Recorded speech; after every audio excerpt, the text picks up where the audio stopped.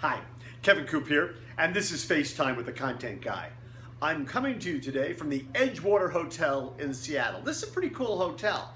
You know, the Beatles stayed here when they first played Seattle in the early 60s. That's a pretty good pedigree all by itself. And this is actually a pretty nice room by my standards. Nice bed, nice stall shower. I love a stall shower. You know, a good desk. It's got even a balcony overlooking the water and a fireplace, which is pretty cool.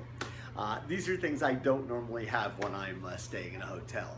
I was thinking about this because I was reading a story the other day in the New York Times that kind of brought me back to a discussion that we've had a number of times recently here on Morning Newsbeat about the importance of not making assumptions about one's customers.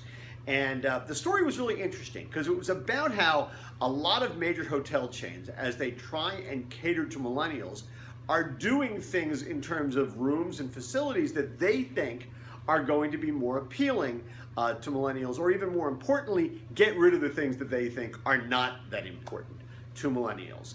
Like, for example, they're getting rid of big desks that people can work on. They're getting rid of rolling chairs. They're doing things like not having mini bars and eliminating room service to a great degree. Getting rid of closets. They find people just want hooks they can hang things on. That's what they think millennials want. And they're getting rid of dressers in the room. They don't feel people don't want dresser drawers. They'd just rather live out of a suitcase. And this is all sort of interesting. I'm worried a little bit at some point that if this continues, they're going to do things like get rid of showers and just offer tubes of dry shampoo. And I don't even want to think about what they're going to do if they decide to get rid of the toilets. That's certainly going to be too far. But one of the reasons I think that it's getting so bad is that, to a degree, what these chains are doing is maybe making assumptions about millennials they shouldn't be. Not all millennials necessarily don't want closets. They don't necessarily not want desks. They don't all want to go downstairs and work in a common area.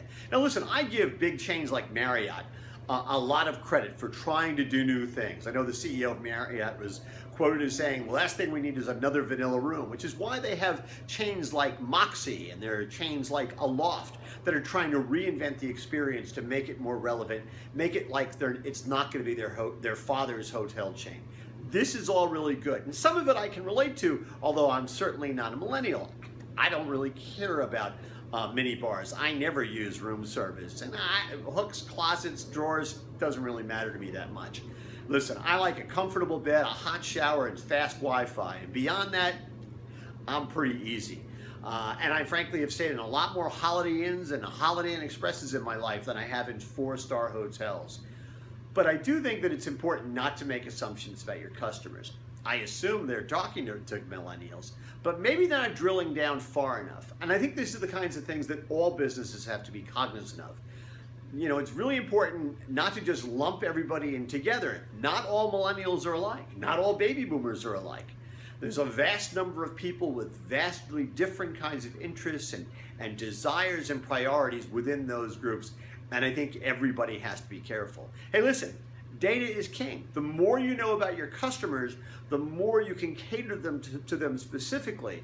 But I also think it's important not to paint with too broad a brush.